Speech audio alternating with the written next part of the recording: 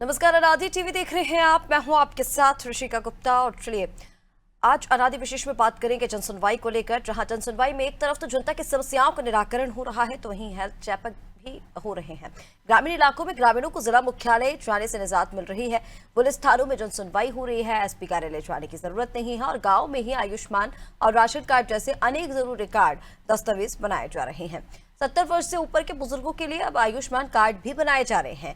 इसके अलावा बहुत सारी ऐसी समस्याएं हैं जिसे लेकर लोग पहुंच रहे हैं। बिजली, सड़क, पानी, शिक्षा, स्वास्थ्य से जुड़े कानून व्यवस्था तक कई गंभीर समस्याएं हैं जिनका निराकरण जनसुनवाई के दौरान हो रहा है।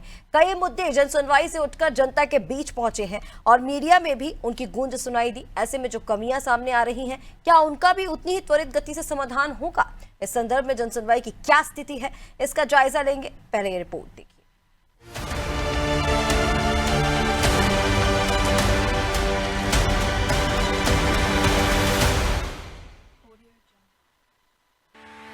मध्य प्रदेश में जनसुनवाई के दौरान हजारों समस्याओं का समाधान किया गया है।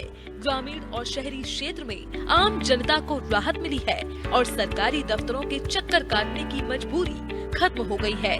जनसुनवाई में नवाचार भी हो रहे हैं। इंदौर के कलेक्टर ऑफिस में होने वाली जनसुनवाई में आने वाले आवेदकों और लोगों के लिए स्वास्थ्य परीक्षण शिविर लग रहा है।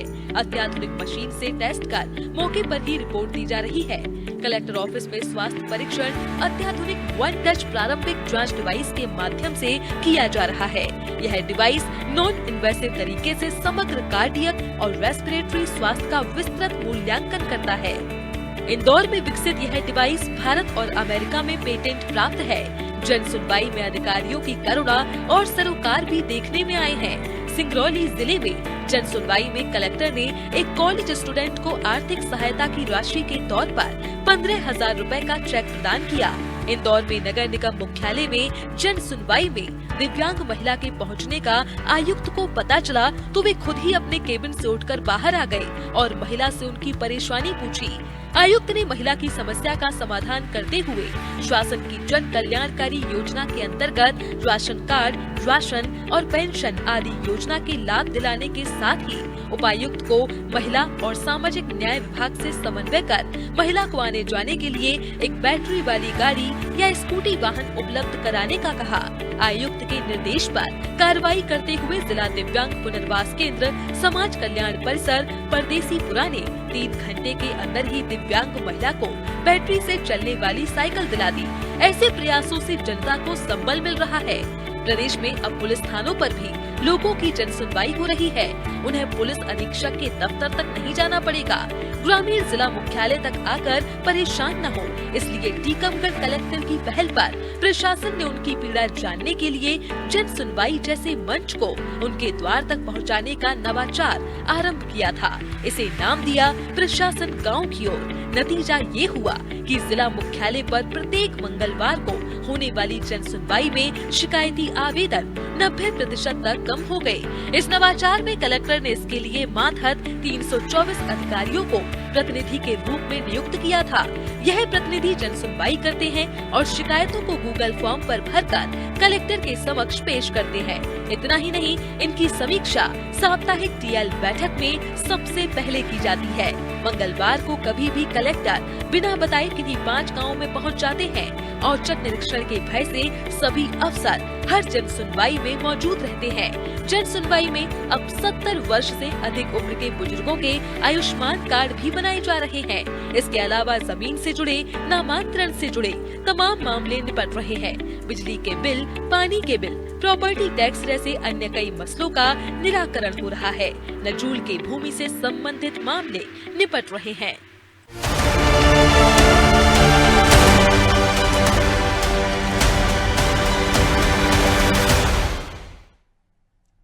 तो मध्य प्रदेश में हर मंगलवार को जनसुनवाई होती है, जो सिर्फ एक प्रक्रिया नहीं, अब जनता से सीधे संवाद का एक मंच बन चुकी है, जिसके जरिए जनता अपनी शिकायत लेकर पहुंचती है और कुछ समस्याएं ऐसी होती हैं जिनका तुरंत निस्तारण भी कर दिया जाता है। हालांकि कई सारी खामियां हमने पहले इसमें देखी थी, जिसे धीरे धीरे करके अब ठीक भी किया जा रहा है, क्योंकि लापरवाही पर एक्शन लगातार लिया जा रहा है। और चलिए, क्या स्थिति है जनसुनवाई की हर जिले में, साथ साथ राजधानी भोपाल में भी, इसका जायजा ले लेते हैं। हमारे साथ रिजवान खान भोपाल से संवाददाता जुड़ गए हैं, इसी के साथ जफर अंसारी हरदा से हमारे साथ जुड़ गए हैं। सचिन हमारे साथ बैतूल से जुड़ गए हैं और साथ ही संजय हमारे साथ नर्मदापुरम से जुड़ गए हैं। रिजवान, सबसे पहले मैं आप ही के पास आना चाहूंगी, राजधानी भोपाल में क्या स्थिति है जन सुनवाई की?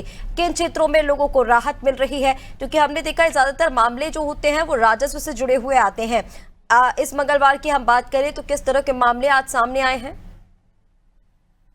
देखिए ऋषिका, हर मंगलवार को होने वाली जनसुनवाई इस बार भी हो रही है और ऐसे में लगातार जिस तरीके से लोग परेशान हाल अपनी जो समस्याएं हो भोपाल कलेक्टर के पास आते हैं और जो तमाम जो अधिकारी हैं, जिम्मेदार जो अधिकारी वहां पर बैठते हैं उनको सुनाते हैं, लेकिन कहीं ना कहीं कुछ करीब 30% समस्याओं का निराकरण होता है, लेकिन 70% जो लोग हैं वो निराश होकर वापस लौटते हैं। हमने कई लोग ऐसे देखे हैं वहां पर जो करीब कोई 5 साल से, कोई 3 साल से, कोई दो साल से और कोई कुछ महीनों से जो है चक्कर लगा रहा है, लेकिन उसके बाद उनकी सुनवाई का कोई जो शिकायत लेकर आते हैं उसका कोई निराकरण नहीं होता है। भोपाल कलेक्टर के पास इससे पहले वाले हफ्ते की अगर हम बात करें, काफी हंगामा देखने को मिला था और जिसमें आशा उषा कार्यकर्ता जो है वहां पर पहुंची थी और उनका जो है जनवरी से वेतन नहीं आया था। हालांकि उन्होंने कहा कई मंत्रियों के पास और कई विधायकों के पास जो जिम्मेदार अधिकारी हैं हमारे विभाग के, उनके पास जा चुके हैं, लेकिन उसके बाद भी समस्याओं का निराकरण नहीं हो रहा है।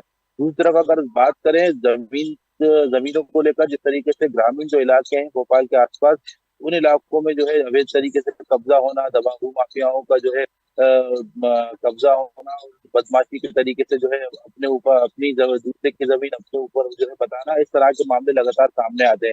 अभी शराब को लेकर जिस तरीके से जगह जगह जो स्टॉल लगाए जा रहे हैं उसको लेकर जो है इस तरह के मामले सामने आते हैं। हालांकि भोपाल कलेक्टर की तरफ से आश्वासन दिया जाता है, लेकिन कुछ शिकायतों का जो है निराकरण नहीं होता है, जिसकी वजह से लोग निराश होकर वापस लौटते हैं। इस बार भी इसी तरह की कोई शिकायतें हैं, कोई अपनी पेंशन को लेकर परेशान है, कोई नौकरी को लेकर परेशान है, कोई विकलांग है तो सरकार ने उससे जो वादे किए थे वो पूरे नहीं हो पाए। इन सभी चीजों को लेकर जो लोग वहां पर पहुंचते हैं और लोग भोपाल कलेक्टर की बात तो सुनते हैं, लेकिन जो जो अधिकारी और कर्मचारी बैठे हुए कलेक्टर से नीचे, वो कहीं ना कहीं जो है चीजों को नजरअंदाज करते हैं, जिसकी वजह से लोग परेशान होते दिखाई देते हैं। बिल्कुल रिजवान, जैसा कि आपने बताया देखिए कई तरह की समस्याएं आती है, हर क्षेत्र से जुड़ी हुई समस्याएं जन सुनवाई में देखने को मिलती हैं और उतनी ही त्वरित गति से उनका समाधान भी किया जाता है। जैसा कि आपने कहा कि पिछली बार जो हंगामा हुआ था, हालांकि उसको लेकर भी संज्ञान लिया गया। फिलहाल तमाम जानकारी के लिए, तस्वीरें दिखाने के लिए बहुत शुक्रिया रिजवान आपका। और चलिए हमारे साथ हरदा से भी लगातार जफर बने हुए हैं। जफर, सीधा आप ही का रुख करेंगे। हरदा में जन सुनवाई की क्या स्थिति है? मैं देख रही हूँ आपके पीछे कुछ लोग भी मौजूद हैं, अगर उनसे आप बातचीत कर पाए तो उनसे जानने की भी कोशिश कीजिए कि क्या शिकायत लेकर वो यहाँ पर पहुंचे हैं। जी ऋषिका जी, बिल्कुल आपको बता दूं कि जन सुनवाई एक ऐसा माध्यम है जो सीधे जिले के तमाम अधिकारियों को जो है तो लोगों से जोड़ता है और लोग एक समय में तमाम जो जिले के अधिकारी हैं वो इस जगह मौजूद होते हैं और जो लोग सीधे जो है तो अपनी शिकायत उन तक पहुंचा सकते हैं।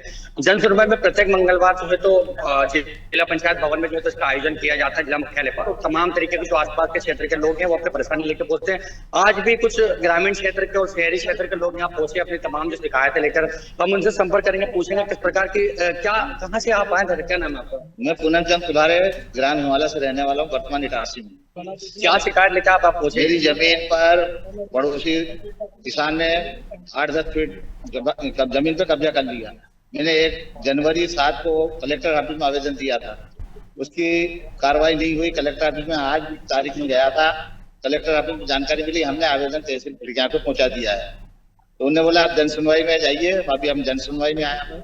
जन सुनवाई वाले ने बोला है कि अभी हम तहसील में तुम्हारा ऑर्डर पहुंचा रहे हैं। अधिकारियों से मिले तो आपने क्या रिस्पॉन्स रहा उन लोगों का? उन्होंने ये बोला है कि अभी हम तहसील को पहुंचाएंगे और तहसीलदार ही तुम्हारा कार्य करेगा। और एक आवेदन मैंने 9 जनवरी को तहसीलदार को भी दिया है, अभी कार्रवाई कुछ नहीं हुई। 5 महीने हो गए। सामने वाले ने हमारी जमीन पर जब फसल भी बोली, कार्ड भी लिया और आप जब फिर मौसम आ गया। कलेक्टर साहब यहाँ बैठे, कलेक्टर साहब मिले आप? नहीं, कलेक्टर साहब नहीं मिले। कौन से टीम से भाई 2 लेडीज मिली थी, हम नहीं पहचानते कौन। हमें से कुछ और लोग मौजूद। कहाँ से है भाई साहब आप? गाँव संकट से हूँ। क्या शिकायत लेकर आप होते हैं? मैं दुर्गाड़ा पंचायत में काम किया था तो वहाँ से 35,000 की राशि में डल गई। यहाँ 4 मंगलवार हो गए मतलब। सरकार की योजना है, किस प्रकार से आप उसको देखते हैं? क्या लोगों को इसका लाभ मिलता दिखता है? नहीं मिला ना लाभ। किस प्रकार से लाभ नहीं मिला? 35,000 रुपये रुपये। कितनी बार शिकायत करी आपने? 4थी बार मुझे शिकायत है। यहाँ भी बोल देते हैं कि अगली बार पहुंच जाएंगे, और अगली बार आता हूँ फिर भी नहीं होते। कभी कलेक्टर साहब से आपने मुलाकात करी? कलेक्टर साहब अपनी समस्या बताई? कलेक्टर साहब को नहीं बताइए। दादा कहाँ से हैं आप? हसनपुरा से। क्या दिक्कत आ रही है आपको? अरे मेरा बहुत गुजर गया। फिर हमने पंचायत में कुछ दे दिया था, तब उसका कोई जन सुनवाई है ही नहीं, तो उसका प्रमाण पत्र बंधन है। मृत्यु प्रमाण पत्र तो यहाँ मिला? आप किससे मिले? आप किसने बताया? और जमा तो कर दिया हमने तभी। देखिए इसी जी बिल्कुल जो तमाम जो लोग हैं वो अपनी शिकायतें लेकर यहाँ पर पहुंचते हैं। दूर दराज से लोग आते हैं, ग्रामीण अंचल से लोग आते हैं। जैसा भी उन्होंने बताया कि आरती कुछ नर्मदापुरम तक के लोग यहाँ पर अपनी शिकायतें लेकर पहुंच रहे हैं। कुछ नेगेटिव बातें भी सामने आती है, कुछ पॉजिटिव बातें भी सामने आती है। लगातार जो अधिकारी हैं, जो जिलाधीश अधिकारी, जो कलेक्टर होते हैं, वो तो चाहते हैं कि जो है तो तमाम जो लोग यहाँ पर आते हैं उनकी परेशानी को जल्द से निराकरण किया जाए, परंतु किसी कारण कुछ अधिकारियों की लापरवाही के कारण जो है तो ये जो फरियाद लेके यहाँ पहुंचते हैं, उनकी जो है तो जो लिफाफे उनके जो पत्र होते हैं, उनके जो शिकायती आवेदन होते हैं वो ठंडे बस्ते में डाल दिए जाते हैं, जिसके कारण लगातार जो तो शिकायत लोग लेके पहुंचते हैं और उनके जो तो निराकरण नहीं होता। जैसा कि बिल्कुल जफर, और देखिए ये कार्यक्रम दिखाने का उद्देश्य भी हमारा यही है कि जन सुनवाई में ये जो पूरा कार्यक्रम है सिर्फ शिकायतों तक सीमित नहीं है, ये प्रशासनिक फेरबदल की भी हम प्रक्रिया इसके जरिए देखते हैं, जहां पर अधिकारी सिर्फ दफ्तर में नहीं लोगों के बीच में भी पहुंचते हैं और उनकी समस्याओं का समाधान करते हैं। हालांकि जिस तरह से अभी आपने बातचीत की, जो फीडबैक लोगों के मिल रहे हैं, उसके आधार पर प्रशासनिक कार्रवाई की क्या प्रक्रिया रहती है? जब इस तरह की शिकायतें मिलती हैं तो फिर कैसे काम किया जाता है अधिकारियों की ओर से? क्या उनके ऊपर कोई एक्शन लिया जाता है?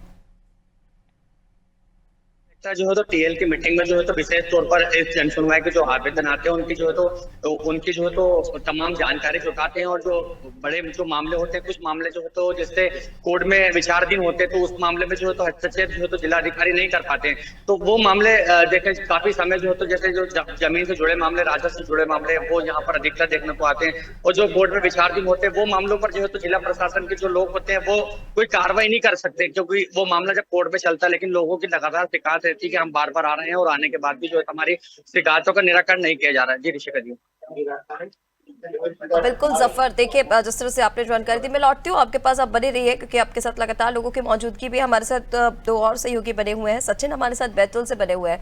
सचिन, मैं सीधा आप ही का रुख करूंगी, कहाँ पर आपकी इस वक्त मौजूदगी है और जन सुनवाई की क्या स्थिति है? आम जनता की कितनी भागीदारी बैतूल में जन सुनवाई में रहती है? किस तरह की समस्याएं वहां पर आ रही हैं?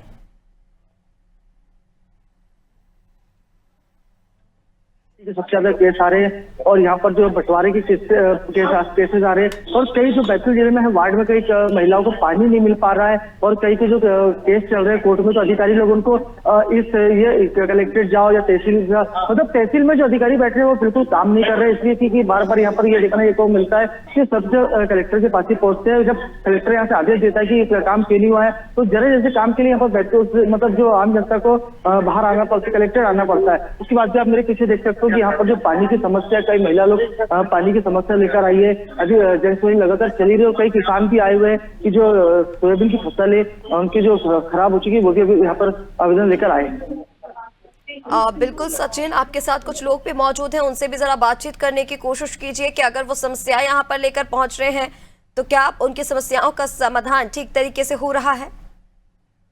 कि कई यहाँ पर जो है प्रॉपर्टी के हिस्से है जिनको अभी नहीं मतलब जगह नहीं मिली, और किस तरह कब्जा करके होता है। क्या नाम है आपका? सुनीता पटवारी। हाँ, बताओ क्या हुआ आपके? सर ये समस्या हुई कि मेरी जमीन पे मैंने ही कब्जा किया, बंटवारी बटे नंबर गलत थी, इस वजह अगले स्कूल में भी खड़ी हुई थी, पर कार्रवाई नहीं की गई। कितने बार आ चुकी है आप? मैं 2 बार आ चुकी हूँ। 2 बार आ चुके हैं? हाँ। तो अभी क्या बोले साहब? सर ने बोला कि शुक्रवार कर दिया जाएगा, और नहीं तो फिर नहीं कर रहा है सर, कोई कार्रवाई नहीं कर रहा है तो तहसीलदार से कहे जाए कि कल नोटिस निकाल दिया जाए, 21 एकड़ रकबा जो है उसे पर्ची की जाए।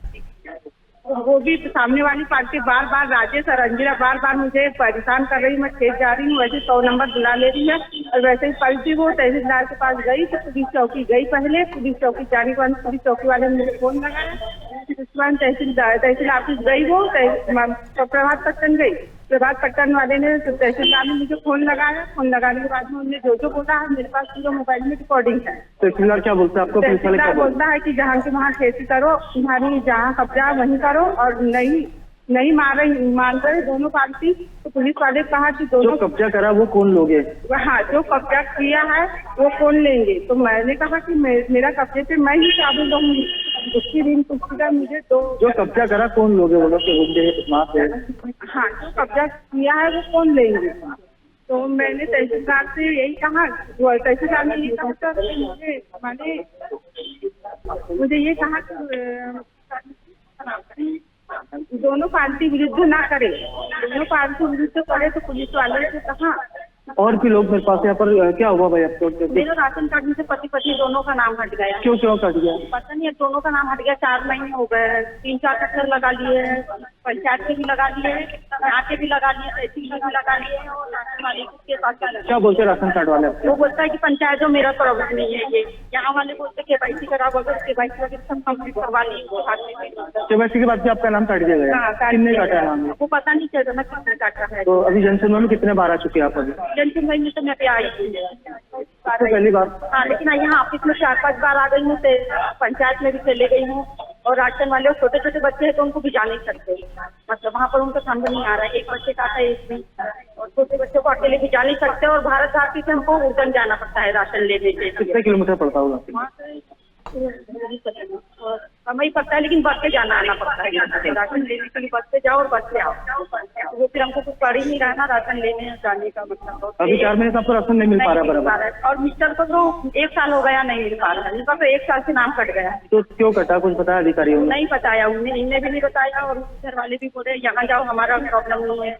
बिल्कुल सचिन, देखिए कई तरह की समस्याएं यहाँ पर हैं और आप जिस तरह से लोगों से बातचीत भी कर रहे हैं, आप उनकी तरफ से इस तरह से जो समस्याएं बताई जा रही हैं उनका किस गति से समाधान होता है, इसको लेकर भी बातचीत में आपसे करूंगी। बने रहिए आप हमारे साथ नर्मदापुरम से संजय भी लगातार बने हुए हैं। संजय, आपकी कहाँ मौजूदगी है और जन सुनवाई की क्या स्थिति है नर्मदापुरम में? किस तरह की शिकायतें वहां पर मिल रही हैं?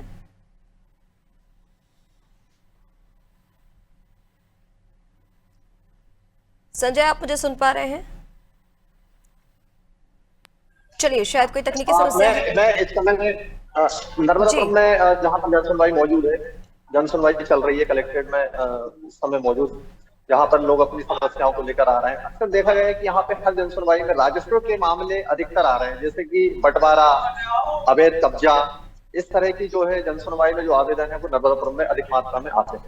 और दूसरे मामले हैं होशंगाबाद में, जैसे कि प्रधानमंत्री आवास योजना के अंतर्गत जो सुनवाई नहीं हो रही है या पार्षद द्वारा किसी भी मतलब काम को लेकर जो आते हैं वो तहसीलदार के समक्ष जो अधिक मामले हैं वहाँ पर आगे की सुनवाई नहीं होती है और आम नागरिक अधिकतर यहाँ पर परेशान होकर चला जाता है और फिर वो डायरेक्ट कलेक्टर मैडम से मिलने की कोशिश करता है, जहाँ पर कि वो मिल नहीं पाता है। बिल्कुल संजय, और लगातार देख भी रहे हैं हम कि किस तरह से जन सुनवाई के नवाचार के क्या सामाजिक प्रभाव जो है वो दिखाई दे रहे हैं। हालांकि अगर आपके आसपास कुछ लोग मौजूद हों तो उनसे भी बातचीत करने की कोशिश कीजिए। जैसा कि आपने बताया कि राजस्व से संबंधित जो मामले हैं वो ज्यादातर जन सुनवाई में देखने को मिलते हैं। हमने भी लगातार देखा है पटवारी के पास भी लोग पहुंचते हैं और ऐसे में वो ये चाहते हैं कि राजस्व का, क्योंकि मामला ऐसा होता है लंबे समय तक जो चलता है, लेकिन जब इस तरह के मामले जन सुनवाई में पहुंचते हैं तो लोग उम्मीद ये करते हैं कि जल्द ही उनकी समस्या का समाधान हो जाएगा। ऐसे में जिस उम्मीद से वो आते हैं, क्या उनकी उम्मीदें पूरी हो रही हैं? अधिकारी उतनी ही सतर्कता से क्या उन चीजों पर ध्यान देते हैं और उनके मामलों समस्याओं का समाधान करते हैं? संजय जी बिल्कुल, क्या समस्या लेके आए हैं आप? क्या क्या समस्या है आपकी? क्या नाम है आपका? कहाँ से आए हो? क्या समस्या है? पशु आवास, क्या मामला है? क्या पशु आवास का क्या पैसा नहीं होता है? के बाहर अभी तक हुआ 21 दिसंबर को दिया था, बोली मैंने नर्सरी से 27 को भी दिया।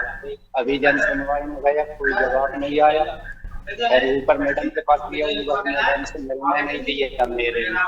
देखिए हमारे बीच में आए हैं, अभी कह रहे हैं कि हमें मैडम से मिलने नहीं दिया जाता है। पशु आवास की जो राशि है पिछले बारिश आने वाली है और 1-1.5 महीने से पशु आवास के लिए पैसे की गुहार लगा रहे हैं, लेकिन अभी तक हमें पशु आवास का पैसा नहीं मिला है और बारिश आने वाली है और जब कलेक्टर मैडम से मिलना चाहते हैं तो मिलने भी नहीं दिया जाता है और जन सुनवाई में जो आवेदन देते हैं उस पर सुनवाई भी नहीं दी।